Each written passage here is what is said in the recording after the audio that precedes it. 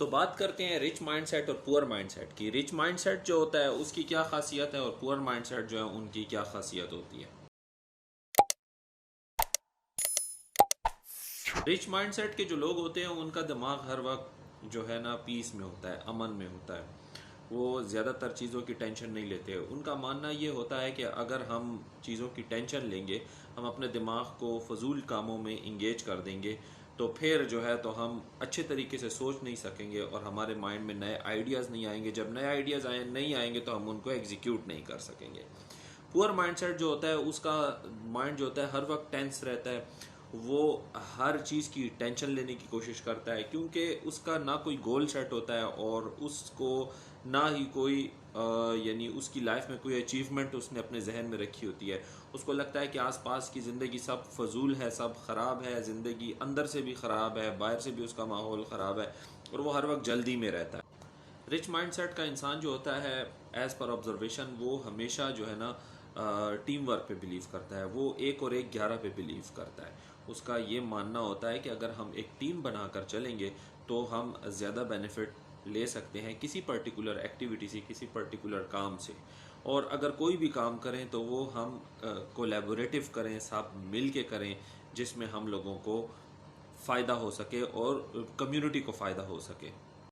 Poor mindset का आदमी जो होता है वो हमेशा अपने बारे में सोचता रहता है और वो कोशिश करता है दूसरे के रास्ते में रोड़े जो है तो वो अटकाए। हमेशा उसकी कोशिश ये होती है कि बस मैं अच्छा हो जाऊं किसी तरह। माशरे को जो है तो उसका उससे कोई लेना देना नहीं होता। वो हमेशा उसकी कोशिश होती है कि मैं अच्छा हो जाऊं, मैं अच्छा हो जाऊं, और वो अपनी मैं में ही हमेशा पुअर माइंडसेट लेकर अपना चलता रहता है। रिच माइंडसेट की एक ये भी आदत होती है कि वो हमेशा ये देखता है कि अगर कोई काम गलत हो जाए तो वो हमेशा खुद को ब्लेम करता है। वो कहता है इसमें मेरी गलती थी।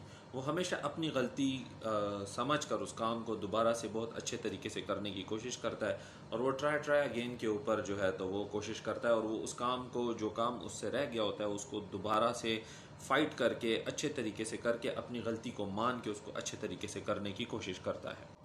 पुअर माइंडसेट का इंसान हमेशा दूसरों को ब्लेम करता रहता है कि ये इसकी गलती थी, ये इसकी गलती थी, ये इसकी गलती थी, ये इसकी गलती थी, जिसकी वजह से उनकी अपनी जो पर्सनल ग्रोथ होती है वो रुक जाती है क्योंकि उसका दिमाग रिलैक्स होता है कि ये मेरी तो गलती है नहीं। वो हमेशा ये सोचता है कि मेरी तो गलती है नहीं, ये दूसरे की गलती है, तो वो उसको ठीक करने की भी कोशिश कभी नहीं करता, जिसकी वजह से उसकी पर्सनल डेवलपमेंट जो है, पर्सनल ग्रोथ जो है वो रुक जाती है। रिच माइंडसेट का इंसान जब भी कोई अपॉर्चुनिटी देखता है तो वो उसको अवेल करता है। वो उसको प्रॉपरली इवेलुएट करता है, देखता है अगर उसके अंदर कोई रिस्क हो और उसके अंदर कोई नुकसानात हो रहे हो तो वो उनको दूर करके, रिस्क को सामने रख कर और उसके गोल को सामने रख कर और उसके बेनिफिट्स को सामने रख कर वो रिस्क ले लेता है और वो कूद जाता है उस काम में और कोशिश करता है कि वो उस काम में सक्सेसफुल हो जाए।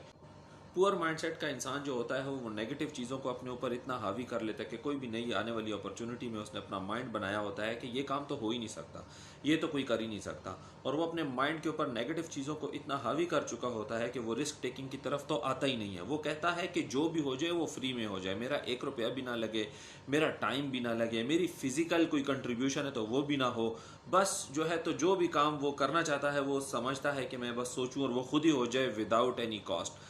ऐसा पॉसिबल नहीं है। रिच माइंडसेट की एक ये खासियत होती है कि वो हमेशा अल्लाह के साथ कारोबार करने की कोशिश करता है। वो सदका और खैरात इतनी ज़्यादा करता है, वो अपने किए हुए कमिटमेंट्स को या फाइनेंशियल कमिटमेंट्स को वो जो है वो सिक्योर करता है अल्लाह के साथ कारोबार करके, और वो अल्लाह की राह में बहुत ज़्यादा खर्च करने की कोशिश करता है। वो कोई अपॉर्चुनिटी ऐसी मिस नहीं करता जहाँ पे वो किसी गरीब की मदद जो है तो उसको करने का मौका मिले तो वो ज़रूर उसकी मदद करता है, चैरिटीज़ करता है, अल्लाह की राह में देता है, और उसका ये बिलीफ होता है कि ये जो मैं दे रहा हूँ ये अल्लाह ताला मुझे वापस लौटा देंगे और डबल करके लौटा देंगे। पुअर माइंडसेट का आदमी जो होता है उसके माइंड में हमेशा ये बात होती है कि ये जो पैसे मैं अल्लाह की राह में खर्च करूंगा इससे मेरा माल कम हो जाएगा। उसकी हमेशा यही कोशिश होती है कि वो हज़ारों लाखों रुपए जो है वो फजूल चीज़ों पे खर्च कर देगा, लेकिन जहाँ पर भी अल्लाह की राह में या चैरिटी करने का कोई मौका आएगा तो वो यही सोच में पड़ जाएगा कि क्या ये बंदा जो है ये इसके काबिल है कि नहीं है, क्या ये इसका हकदार है कि नहीं है। इसी में वो अपॉर्चुनिटी मिस कर देता है और वो हमेशा अपनी नेगेटिव चीज़ों को अपने ऊपर हावी रखता है कि यार मेरे अभी तो इतने ये भी खर्चे हैं, मेरे ये भी खर्चे हैं, मेरे ये भी खर्चे हैं, अगर मैंने ये दे दिया तो फिर मेरा क्या बनेगा। तो वो इसी सोच में वो पुअर माइंडसेट कभी भी जो है तो ज़िंदगी में अमीर नहीं हो सकता। उसका माइंड हमेशा गरीब रहता है और वो गरीब सोच लेकर ज़िंदगी गुजार देता है। रिच माइंडसेट की आदत होती है कि वो लोगों को जो है तो परखता है, लोगों को चेक करता है, थोड़ा सा लोगों पे इन्वेस्टमेंट करके और उनको चेक करने की कोशिश करता है, देख लेता है क्या पता कोई अच्छा इंसान लूज ना हो जाए।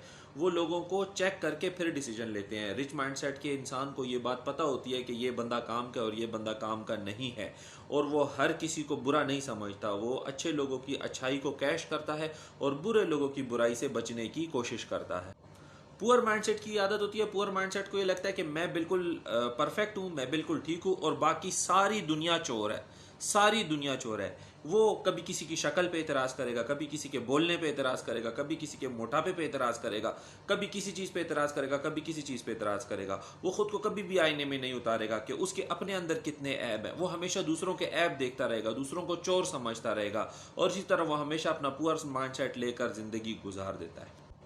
पुअर माइंडसेट की एक ये भी खराबी होती है कि वो हर वक्त अपने आप को दूसरों के साथ कंपेयर करता रहता है, हर वक्त दूसरे इंसानों के साथ अपने आप को कंपेयर करता रहता है। जब वो अपने आप को कंपेयर करता है तो फिर इससे बहुत सी चीज़ें जन्म लेती हैं। हसद जन्म लेता है, लेग पुलिंग जन्म लेती है, और बहुत सी ऐसी चीज़ें जो माशरे को तबाह कर देती हैं वो चीज़ें जन्म लेती हैं। यानी होना ये चाहिए कि आप कभी भी किसी को अपने साथ कंपेयर ना करें, ठीक है।